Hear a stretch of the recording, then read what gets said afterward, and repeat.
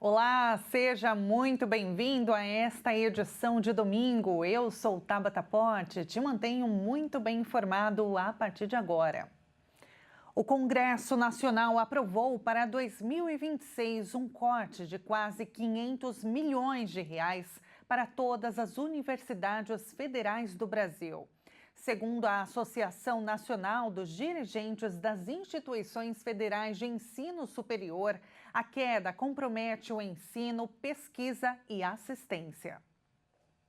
O Congresso Nacional aprovou um corte de 488 milhões de reais na verba prevista para o ano de 2026.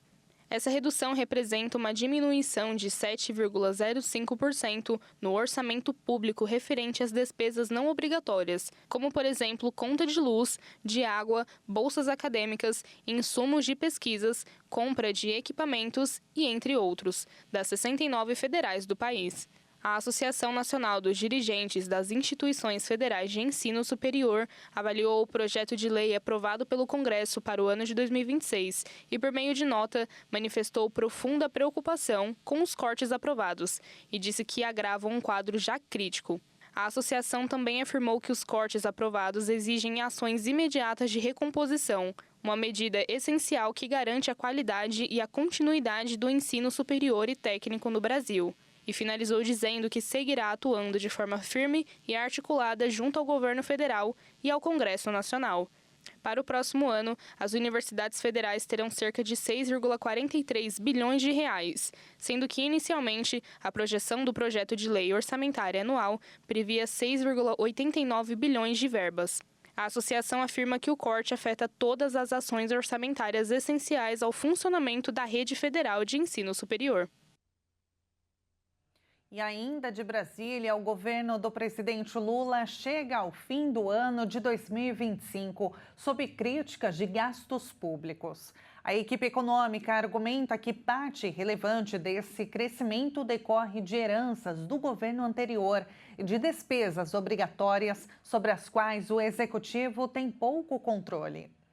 Entrando o ano de 2026, sendo esse o último ano do atual mandato, a trajetória dos gastos públicos se consolidou como um dos principais pontos de crítica ao governo do presidente Lula, tanto por parte do mercado financeiro quanto da oposição no Congresso. Para responder a esse cenário, a equipe econômica liderada pelo ministro da Fazenda, Fernando Haddad, conseguiu aprovar o arcabouço fiscal, regra em vigor desde 2024, que limita o crescimento real das despesas públicas até 2,5% ao ano acima da inflação. Mesmo com a nova regra, dados mostram que ao longo de quase 3 anos, a despesa total do governo federal cresceu em média cerca de 5% ao ano acima da inflação. O ritmo, no entanto, foi desacelerado em comparação ao primeiro ano do mandato, marcada pela aprovação da chamada PEC da transição e pelo pagamento integral de precatórios acumulados. Além das exceções originais previstas no arcabouço, como transferências a estados e municípios, recursos do Fundeb e créditos extraordinários, outras despesas passaram a ficar fora do limite, como regras específicas para precatórios e a retirada parcial de gastos nas áreas de defesa, saúde e educação. A equipe econômica argumenta que parte dessas despesas não está sob controle direto do governo, como é o caso do Fundeb e das emendas parlamentares. Apesar das críticas, o Ministério da Fazenda sustenta que o arcabouço fiscal tem permitido manter o gasto público sob controle e garantir previsibilidade, mesmo diante de pressões estruturais e legais sobre o orçamento. Segundo dados do governo, a despesa pública em relação ao tamanho da economia está atualmente em torno de 18% do produto interno bruto. No período de vigência do antigo teto de gastos entre 2016 e 2019, essa proporção ficou, em média, em mais de 19% do PIB. Ainda assim, especialistas alertam que esse tipo de comparação exige cautela por envolver efeitos estatísticos e variações inflacionárias. Entre as discussões para o próximo ciclo fiscal a partir de 2027 está a possibilidade de rever o limite de crescimento das despesas. Há, inclusive, dentro do próprio governo, quem defenda reduzir o teto real de 2,5% para algo em torno de 1,5% e 2%, o que representaria um freio mais rígido aos gastos. Especialistas destacam que o salário mínimo foi o principal indexador de despesa contido dentro das regras do arcabouço. Outros fatores estruturais, como o envelhecimento da população e a vinculação constitucional de gastos com saúde e educação à receita, continuam pressionando as despesas obrigatórias. Segundo economistas, essa dinâmica reduz o espaço para acomodar novas demandas dentro do limite fiscal. Entre os itens que mais cresceram nos últimos anos estão precatórios, subsídios, Bolsa Família, Fundeb, investimentos públicos, gasto com saúde, educação e emendas parlamentares. O gasto com o pessoal, apesar de frequente no debate público, teve crescimento médio mais moderado, pouco acima de 1% ao ano acima da inflação. Para economistas, o arcabouço conseguiu impor alguma disciplina fiscal, mas apontam fragilidades, especialmente diante de despesas que ficam fora do limite ou de eventos excepcionais que exigem novas exceções à regra. A avaliação é de que, sem reformas estruturais, especialmente nas despesas obrigatórias, o espaço fiscal tende a se esgotar nos próximos anos. O Ministério da Fazenda afirma que a dinâmica atual das despesas é compatível com o arcabouço fiscal e que o governo segue monitorando os gastos, estudando aperfeiçoamentos e adotando medidas graduais para garantir a sustentabilidade das contas públicas ao longo do tempo. Na última semana, o presidente americano Donald Trump retomou a ofensiva contra a Groenlândia. O republicano nomeou um emissário especial para o território autônomo dinamarquês, que por sua vez reagiu. A Dinamarca anunciou que vai convocar o embaixador dos Estados Unidos e pediu a Washington que respeite a sua soberania. A Groenlândia é um desejo de longa data de Donald Trump. Desde seu retorno à Casa Branca em janeiro, o presidente americano afirma que precisa do território autônomo da Dinamarca para garantir a segurança dos Estados Unidos. A maior ilha do mundo possui reservas de terras raras, petróleo e gás natural. E tem uma localização estratégica entre a América do Norte e a Europa, no momento em que o governo do republicano, China e Rússia demonstram interesse crescente pelo Ártico, onde foram abertas rotas marítimas devido às mudanças climáticas.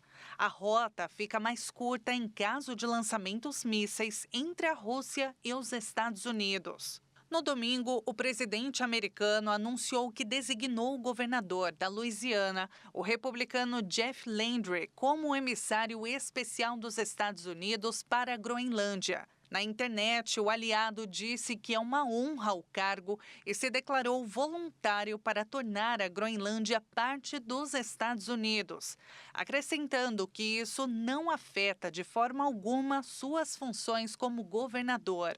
Nesta segunda-feira, a Dinamarca reagiu e anunciou que vai convocar o embaixador americano em Copenhague. O primeiro-ministro da Groenlândia, Jens Frederik Nielsen, pediu a Washington que respeite sua soberania e afirmou que a nomeação não muda nada à situação dos que moram no território autônomo. Reiterou ainda que a ilha pertence aos groenlandeses e sua integridade territorial deve ser respeitada. Durante seu primeiro mandato como presidente, Trump chegou a afirmar que faria uma oferta para comprar a Groenlândia, mas as autoridades da ilha responderam que o território não estava à venda. Agora, de volta à Casa Branca, o magnata tem sido mais enfático e não descartou o uso de força militar para tomar o controle. Segundo uma pesquisa realizada em janeiro, a maioria dos 57 mil habitantes da Groenlândia deseja a independência da Dinamarca, mas não quer fazer parte dos Estados Unidos. Apenas 6% apoia a incorporação. E o tarifaço dos Estados Unidos está provando que toda moeda tem dois lados. É que para fugir das taxas americanas, os produtos asiáticos desembarcaram em outros portos com preços bem mais baixos. Na famosa Rua 25 de Março, no Centro Comercial de São Paulo, o movimento tem sido intenso neste final de ano. Vivendo os últimos momentos antes das festas de fim de ano, a rua comercial mais famosa do Brasil, a 25 de março, não para de lotar. De acordo com uma pesquisa da Associação Comercial de São Paulo, a ACSP, 49% dos paulistanos ainda pretendem comprar para o Natal, revelando que o mercado vai continuar aquecido durante toda a véspera de festas. Na 25 de março é possível encontrar muita variedade de produtos. Roupas, bijuterias, brinquedos, artigos para Natal. Opções não faltam. Já o fabricante que mais exporta para cá é indiscutível, a China. E com os preços dos produtos chineses mais baratos do que o comum, quem viu bastante vantagem nisso foi o consumidor. Eu gosto de comprar bastante produto exportado assim chinês porque compensa mais, é mais barato. Os brasileiros você até consegue comprar com uma garantia, uma qualidade melhor, mas o chinês tá compensando mais, né? Ainda mais condições financeiras, né? O maior responsável por essa mudança nos preços dos produtos chineses aqui no Brasil vem de uma outra ponta do mundo. Sendo mais específico, essa mudança acontece devido ao tarifato de Trump aos chineses. Quando o mercado americano se fecha para a China, o jeito foi investir pesado no Brasil. Com mais de 100% em tarifas americanas sobre produtos exportados, a China encontrou seu desafogo em grande parte no Brasil. Se por um lado muitos consumidores viram vantagens em produtos mais baratos, outros criticam esse crescimento do mercado chinês no país.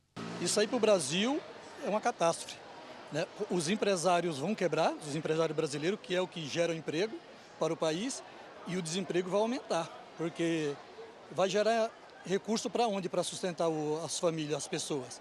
Então, é uma política do Brasil que vai quebrar o país, vai quebrar os empresários, vai faltar emprego, porque os empresários vão, né, não tem como competir com o mercado chinês, que são produtos péssimos, de péssima qualidade, e o Brasil não vai para frente desse jeito, porque que garantia que tem esses produtos? Você compra, são descartáveis, você compra hoje, amanhã não existe mais. Com apoiadores e contrários ao mercado chinês, o que é certo é que nos instantes finais para o Natal, a Rua 25 de Março ainda tem muita gente para receber. E enquanto muitos brasileiros aproveitam os feriados de Natal e Ano Novo, alguns profissionais continuam trabalhando nessas datas. Mas nem todos sabem os direitos garantidos por lei, como o pagamento em dobro ou direito a uma folga compensatória. As festas de fim de ano estão chegando e com ela os últimos feriados de 2025. A maioria das pessoas vai aproveitar o descanso, mas tem gente que vai ficar de fora da festa e vai ter que trabalhar nessa época. São os chamados serviços essenciais. Mas existem algumas profissões no qual são obrigadas a trabalhar, né? São atividades essenciais que a gente chama, como saúde, segurança, transporte, energia, telecomunicações, hotéis, enfim. Se o lado ruim é perder a festa, o lado bom é ganhar um dinheirinho extra. Quem for escalado para trabalhar nos feriados deve ficar atento, porque tem alguns direitos garantidos, como receber o pagamento em dobro ou ter uma folga compensatória. Existe a possibilidade ou de compensação ou do pagamento dela do dia trabalhado em dobro, normalmente em dobro. Mas temos aí também algumas convenções ou acordos coletivos de trabalho que trazem alguns percentuais de adicionais diferenciados no caso do trabalho em dias de feriado. Em regra, seria ter o direito à folga compensatória, que a gente chama, né? Mas, como eu disse, tem algumas atividades que são essenciais ao trabalho e aí não tem como a gente fugir disso, né? Aí o trabalhador precisa ir trabalhar e vai receber em dobro ou vai ter a compensação disso em outro dia. Mas é importante saber a diferença entre feriado e véspera de feriado. Os dias 24 e 31 de dezembro são considerados pontos facultativos e, por isso, benefícios como folga e pagamento em dobro se aplicam apenas aos servidores públicos. No setor privado, as empresas não precisam dar estes benefícios. Vai depender da vontade de cada patrão. E quem faltar terá que apresentar justificativa. Se não é caso de falta justificada, é uma falta injustificada. Ela pode ser descontada o dia trabalhado, pode ser advertido e, em último caso, pode até gerar, sim, uma justa causa, né? Mas a gente fala que teria que ser somente isso, eu acredito que é difícil que dê aí a justa causa. O número de pessoas com mais de 90 anos dobrou em todo o mundo na última década. Mas tão importante quanto o tempo é ter qualidade de vida. Na última década, o número de nonagenários, ou seja, pessoas com 90 anos ou mais, dobrou no mundo. Um fenômeno que também aconteceu aqui no Brasil, onde esse grupo representa 0,4% da população. E a previsão é que cheguem a 5 milhões de pessoas até 2060. E dentro desse grupo existem os chamados superidosos. São indivíduos que apresentam desempenho intelectual igual ou superior ao das pessoas de 50 e 60 anos, em testes de memórias, autoconhecimento, raciocínio lógico e também bom desempenho físico. Mas para chegar a esse patamar, tão importante quanto o tempo é a qualidade de vida. Um estudo feito durante 30 anos pelas faculdades de medicina da Universidade de Boston e Harvard, com 71 mil pessoas, mostrou que os otimistas têm uma vida de 11% a 15% mais longa do que os pessimistas e chance de até 70% maior de chegar aos 85 anos. Outro levantamento feito pela University College de Londres revela que as pessoas que conseguem preencher bem o seu tempo ganham em média 2 anos de vida em comparação com quem leva uma existência vazia. Ou seja, tão importante quanto viver muito é ter qualidade de vida.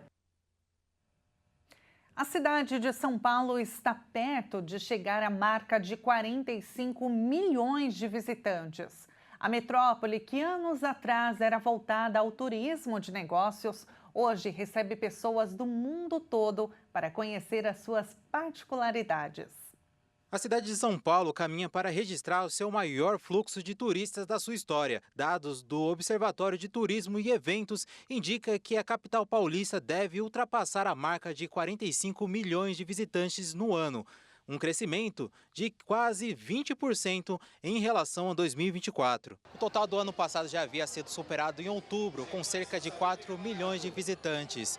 Depois disso, mês a mês, esse recorde foi sendo batido. Segundo pesquisadores, a cidade de São Paulo é a que mais recebe turistas no país, número esse que vem crescendo depois da pandemia, inclusive no faturamento. A receita do setor pode chegar a 25 bilhões de reais em 2025, uma alta estimada de 10% em comparação com 2024. O avanço também aparece no mercado de trabalho. A expectativa é fechar o ano com cerca de 136 mil empregos formais no turismo, concentrada principalmente em hotelaria, alimentação, transporte de passageiros, agência e operadoras de viagem, eventos e locação de veículo.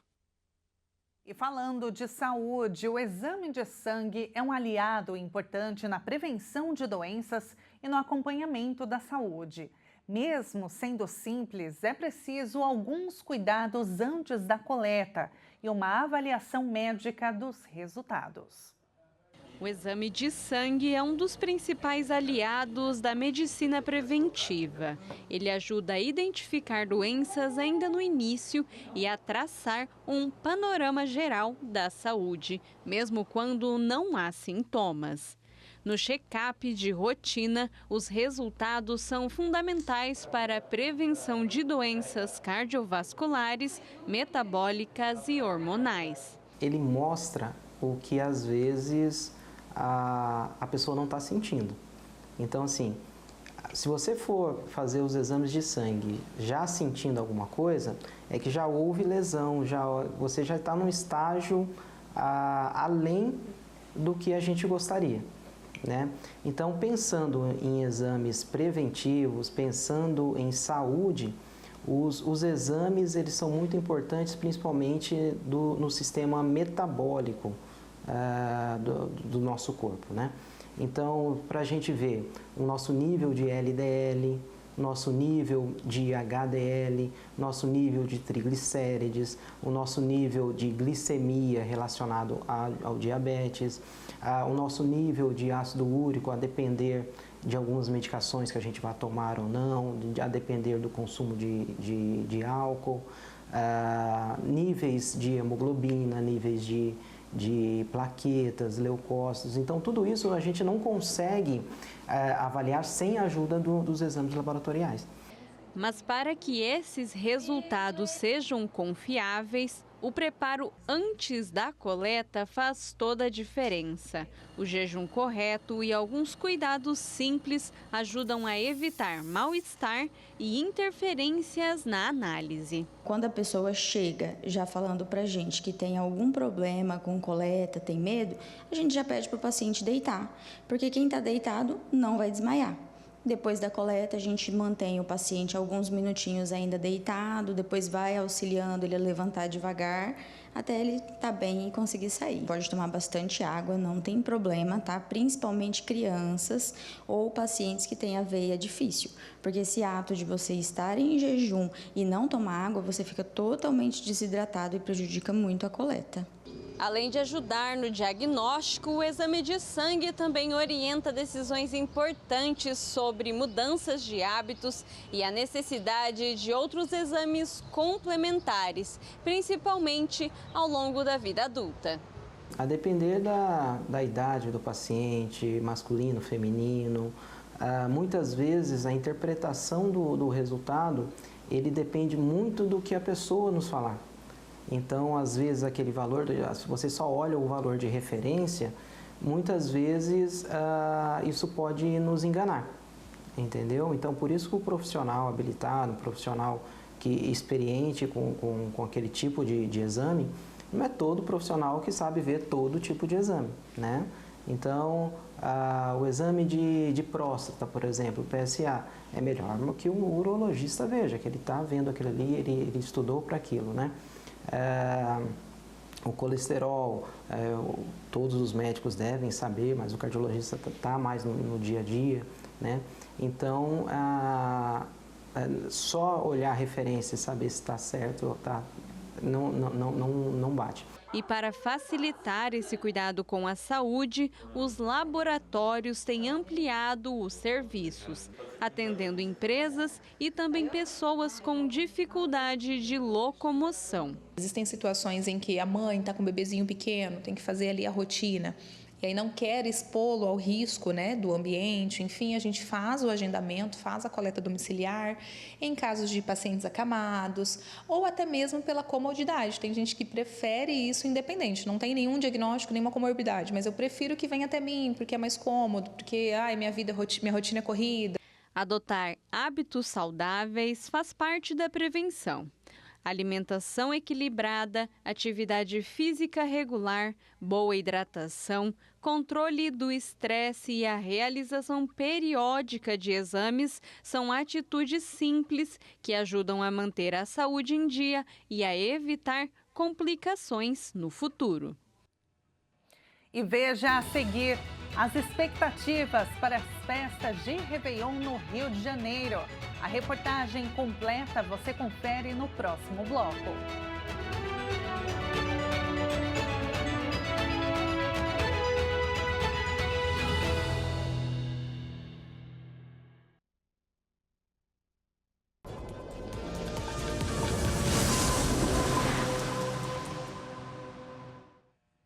E nós estamos de volta com as principais notícias. Seja muito bem-vindo mais uma vez. Um estudo apontou que homens choram mais por futebol do que por situações particulares, como um término de um relacionamento. Homens são fortes, durões e nunca choram. Mas essa situação muda quando estamos falando de futebol. Isso porque um estudo revelou que homens choram até 4 vezes mais pela derrota ou vitória do seu time do coração do que pelo fim de um namoro. Segundo a análise, o esporte funciona como um lugar seguro onde homens podem expressar suas emoções. As reações intensas que um jogo provoca incluem as lágrimas sem comprometer a imagem do atleta ou do torcedor. O trabalho parte do princípio que ainda existe uma expectativa social de que homens não devem demonstrar emoções como o choro. Para testar essa hipótese, os pesquisadores fizeram um experimento onde avalia as situações em que homens e mulheres choram em ambientes considerados masculinos e femininos. E o resultado indicou que o choro em contextos associados à masculinidade foi mais aceito entre os homens, como, por exemplo, um bombeiro chorando, que foi considerado emocionalmente mais forte e com maior status profissional. Ao mesmo tempo em que as lágrimas são estereotipadas como femininas e desencorajadas em meninos e homens, existe certo contexto que parece permitir aos homens mais liberdade para chorar sem serem socialmente penalizados. Dessa forma, o futebol e outros esportes acabam funcionando como um espaço onde homens se permitem sentir e expressar emoções intensas, inclusive chorar mais do que situações pessoais, como o fim de relacionamentos amorosos. A morte de um homem após a queda de uma barra em uma academia levantou o alerta sobre os cuidados ao fazer exercícios sem acompanhamento profissional. A reportagem é de Marcos Rivani. Luciana treina há anos, entrou na academia por estética e sofreu no começo. Tinha noção da questão da saúde, né? Da importância que era fazer musculação para a saúde. Já machuquei coluna, joelho, ombro, já lesionei bastante lá atrás, por não saber treinar direito. Para uma boa execução de um exercício dentro de uma academia, é importante prestar atenção aos detalhes, para não resultar em uma lesão permanente ou até mesmo ser fatal, como no caso de um homem que morreu no Pernambuco após a queda de uma barra. A imagem mostra o momento que Ronald Montenegro tenta fazer um exercício chamado supino. Assim que ele sobe a barra pela segunda vez, ela cai no peito dele. Ele se levanta e na sequência cai. Apesar do socorro, ele não resistiu. Esta personal explica que um dos fatores que pode ter facilitado a queda da barra foi a pegada. Conhecida como pegada suicida, por conta da barra estar livre. Então toda a pegada com a barra, com que eu não tenha esse polegar sustentando a barra, envolvendo ela, é uma pegada suicida. Tanto para cima quanto se eu estivesse segurando ela para baixo. Então a probabilidade da barra escorregar da minha mão nessa pegada aqui é enorme.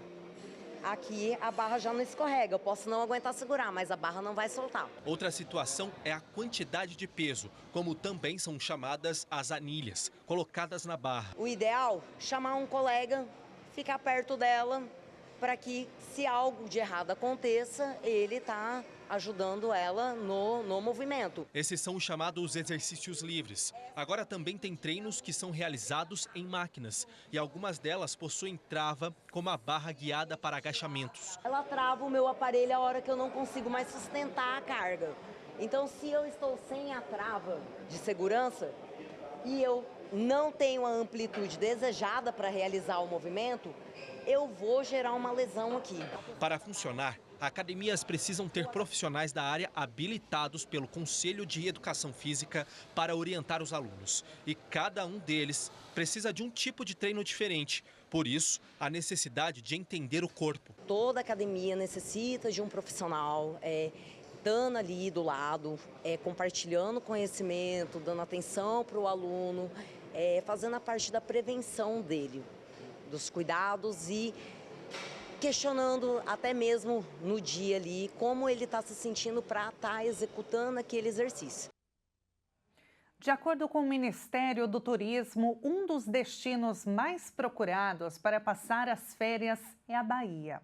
O estado oferece o melhor para os visitantes, mas é sempre bom ficar atento porque muitas praias da região continuam inadequadas para banho.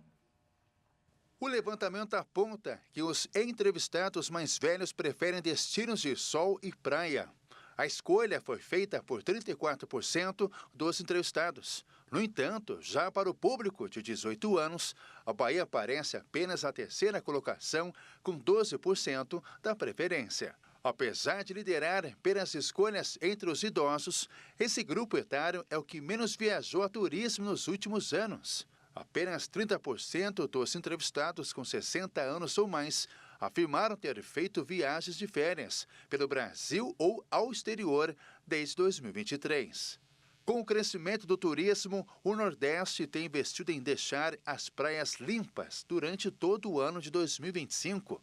Uma das cidades que recebeu esse investimento é a Salinas de Margarida, com 15 mil habitantes, que fica nas margens da Baía de Todos os Santos e na Barra do Rio Paraguaçu, um dos mais importantes da Bahia. Pela primeira vez após 10 anos, as 3 praias de Salinas foram classificadas boas. Com a melhora da qualidade das águas, o turismo volta a crescer. Entre novembro de 2024 e outubro de 2025, o Nordeste ampliou o número de praias consideradas boas. Ao todo, foram 157 praias que passaram a ter mais investimentos. Já as praias de Salvador, um dos pontos turísticos mais importantes da Bahia, muito ainda precisa ser feito. Ainda segue concentrando a maior proporção de praias impróprias do estado. A Embasa, empresa estatal de água e saneamento, justifica que a qualidade das praias também tem relação com a água suja que chega pela rede de drenagem pluvial, de responsabilidade das prefeituras. A estatal destacou que tem 12 obras de esgotamento sanitário, com investimento de 718 milhões de reais. Em 2025, a Bahia não realizou monitoramento nas qualidades das praias do Sul e Extremo Sul, mas as praias mais turísticas continuam em destaque para banho, como Porto Seguro, Morro de São Paulo, Ilhéus e Itacaré. E falando em praia, os casos de queimaduras solares mais que dobraram no Rio de Janeiro durante o verão, o que acende o alerta sobre os riscos da exposição excessiva ao sol sem proteção adequada. A Secretaria Municipal de Saúde reforçou o alerta para os cuidados com a pele neste início de verão. A ação foi tomada por conta do aumento expressivo de atendimentos por queimadura solar na rede de saúde pública. Dados divulgados pelo município mostram que, no último verão, o número de casos mais que dobrou em relação aos meses anteriores. Entre novembro de 2024 e março de 2025, foram registrados, em média, 182 atendimentos mensais por queimadura solar, mais que o dobro da média observada entre janeiro e outubro de 2024, quando houve cerca de 88 atendimentos por mês. Dermatologistas alertam que, além das queimaduras e do câncer de pele, a exposição solar sem proteção pode provocar ou agravar outros problemas dermatológicos. O sol em excesso está associado ao surgimento de manchas, lesões, envelhecimento precoce e ao agravamento de doenças como micoses e brotoeja. Idosos, gestantes e crianças necessitam de atenção redobrada, pois fazem parte de um grupo mais vulnerável. Para evitar problemas de saúde causados pela exposição ao sol, especialistas recomendam o uso diário de protetor solar fator 30 ou superior, reaplicado a cada 2 horas. O protetor deve ser reaplicado sempre após entrar na água ou em situações de suor excessivo. Também é recomendado ter atenção com regiões que são frequentemente esquecidas, como couro cabeludo, nuca, orelhas, lábios, mãos e pés, áreas que também precisam de proteção. Para quem procura atendimento, a Rede Municipal de Saúde oferece atendimento especializado em dermatologia, com encaminhamento pelas unidades de atenção primária. Em casos de urgência, hospitais, UPAs e centros de emergência regional estão preparados para o atendimento. A unidade de referência mais próxima pode ser consultada na página Onde Ser Atendido, no portal da Secretaria Municipal de Saúde. E o ano de 2026 será favorável para viagens no Brasil. Quem explica pra gente é a Camille Alves. O ano de 2026 está cada vez mais perto e o que os brasileiros mais esperam são os feriados prolongados. Isso porque a maioria deles cai nos dias da semana, com emendas na segunda e na sexta-feira. Para os trabalhadores, isso significa mais dias de descanso e lazer. No total, vão ser ao menos 9 feriados. O cronograma oficial de feriados nacionais ainda não foi publicado pelo governo federal. Mesmo assim, já é possível planejar as folgas do ano que vem. E nas contas, os pontos facultativos já certos são os feriados de Carnaval e Corpus Christi. E os números de dias úteis com chance de folga vai passar de 10 em 2026. E para quem não pretende viajar, os feriadões vão ser uma oportunidade perfeita para descansar, relaxar em casa, colocar as tarefas em dia e curtir com a família. Boa parte das pessoas já está planejando as folgas do ano que vem. A maioria pretende passar mais tempo com a família e descansar em casa. A Polícia Rodoviária Federal iniciou a Operação Rodovida, que visa reforçar a fiscalização e coibir comportamentos que podem colocar vidas em risco no trânsito. Quem pretende pegar a estrada neste fim de ano precisa redobrar a atenção. Entre o Natal e o Ano Novo, mais de 410 mil veículos deverão circular pelas rodovias do Polo Pelotas. Com o aumento do fluxo, a Polícia Rodoviária Federal iniciou nesta terça-feira a Operação Natal, que integra o programa Rodovida 2025-2026. A ação reforça a presença de agentes nas rodovias federais em todo o Brasil. A Federação Rodovida ela tem como foco geral a segurança viária. Dentro da segurança viária atuamos de diversas maneiras. E ela começa agora em dezembro e se arrasta até o final do verão. Cerca de 25% das pessoas que morreram nas rodovias federais do Rio Grande do Sul em 2025 não utilizavam o cinto de segurança. A falta de atenção e as ultrapassagens indevidas seguem entre as principais causas de acidentes com morte. Apesar disso, houve redução no número de vítimas. Segundo a PRF, em 2025, as rodovias federais do estado registraram 306 mil mortes, 40 a menos que no ano passado, uma queda de cerca de 12%.